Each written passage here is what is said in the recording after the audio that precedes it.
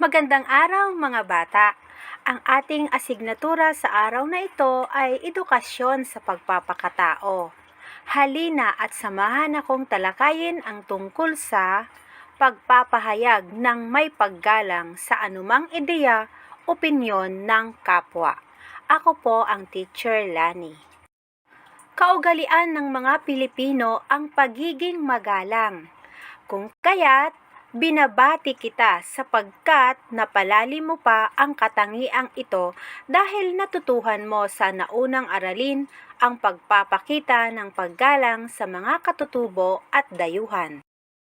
Ang bawat isa sa atin ay pinagkalooban ng may kapal, ng isip at kalayaan, upang malaya tayong makapagbigay ng kuro-kuro o opinyon.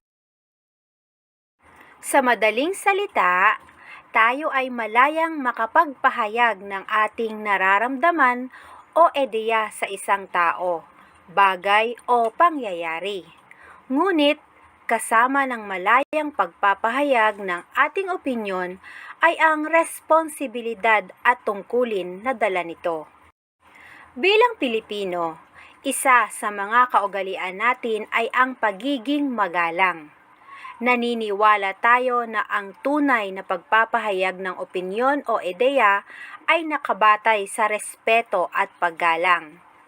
Nagkakaroon ng tunay na pagkakaunawaan at kapayapaan kung nangingibabaw palagi ang paggalang, lalo na sa opinyon o ideya ng iba.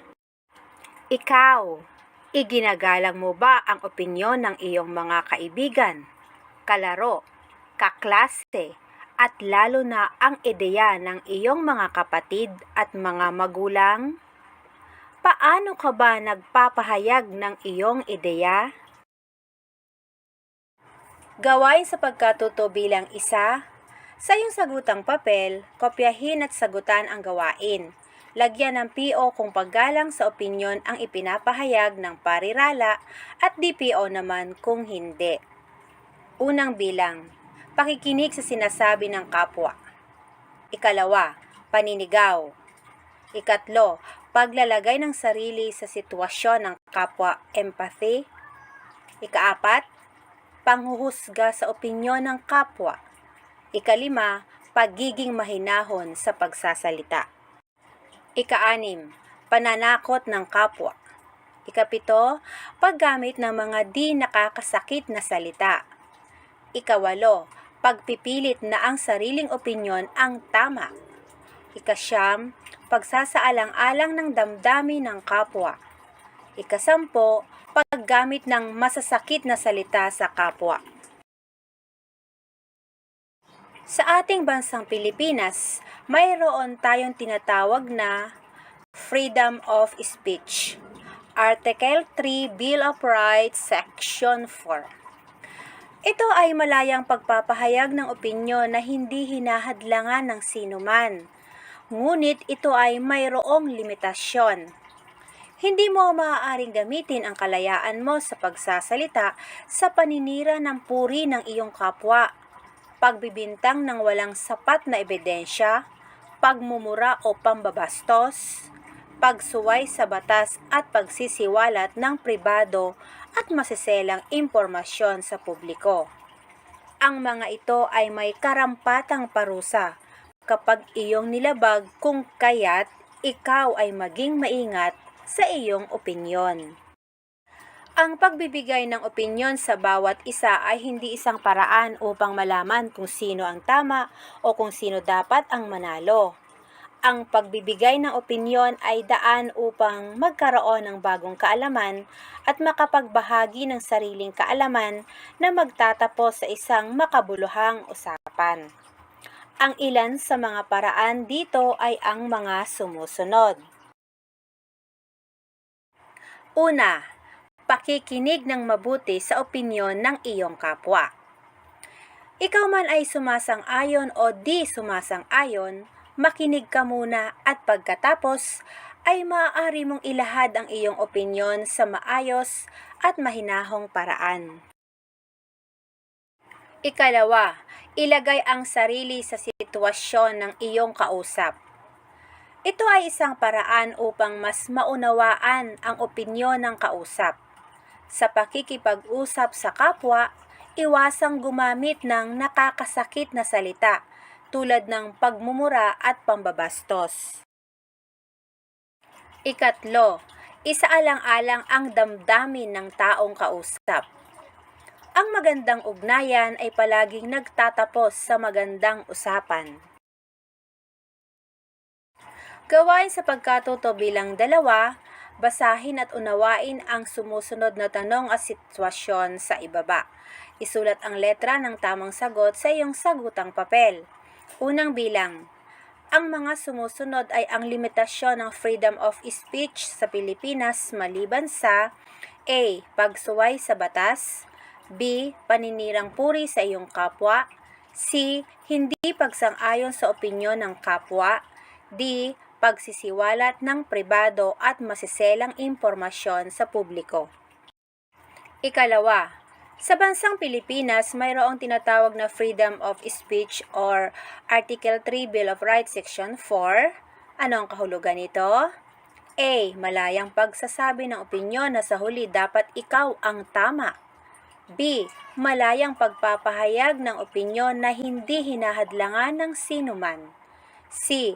Malayang pagpapahayag ng opinyon hinggil sa pribado at masiselang usapin sa publiko. D. Malayang pagsasabi ng lahat ng iyong gusto sa kapwa, nakakasakit man ito ng damdamin o hindi. Ikatlo, dapat ba ay palagi kang sumang-ayon sa opinyon ng iyong kapwa? A. Opo, upang hindi masaktan ang damdamin ng iyong kapwa. B. Opo, dahil mas mahalaga ang opinyon ng kapwa kaysa sa sariling opinyon. C. Hindi po, dahil hindi naman sila ang tama sa lahat ng oras. D. Hindi po, dahil maaaring maging mas makabuluhan ang usapan kung magbabahagi ng mga sariling opinyon sa kapwa. Gawain sa pagkatuto bilang 3. Sa iyong sagutang papel, lagyan ng masayang mukha kung ito ay nagpapakita ng paggalang sa opinyon at malungkot naman kung hindi. Una, hinihintay ni Dave na matapos ang pagbibigay ng opinyon ng kanyang kausap bago ito sumagot. Ikalawa, sinisigawan ni Peter ang kaibigan sa tuwing hindi nito nagugustuhan ang mga opinyon tungkol sa kanya. Ikatlo, kahit hindi sang-ayon ang mga kagrupo ni Yen ay ipinagpatuloy pa rin niya ang sariling kagustuhan para magawa ang kanilang proyekto. Ikaapat, hindi man sang-ayon si Jel sa opinyon ng kaibigan ay nakinig muna itong mabuti at saka ipinahayag ang opinyon niya. Ikalima, palaging iminumungkahi ng leader na si Mike na magbigay ng opinyon ang kanyang mga miyembro upang mas mapaunlad ang kanilang mga proyekto. Gawain sa pagkatuto bilang 4. Gumawa ng isang maikling kwento, maaaring gumuhit o gumawa ng comic strip, tungkol sa iyong karanasan na nagpapakita ng paggalang sa anumang ideya o opinyon ng iyong kaibigan, maaaring tungkol sa paborito ninyong laro o laruan. Gawin ito sa iyong sagutang papel, gawing gabay sa paggawa ang pamantayan sa ibaba. Sa iyong sagutang papel, buuin ang mahalagang kaisipang ito.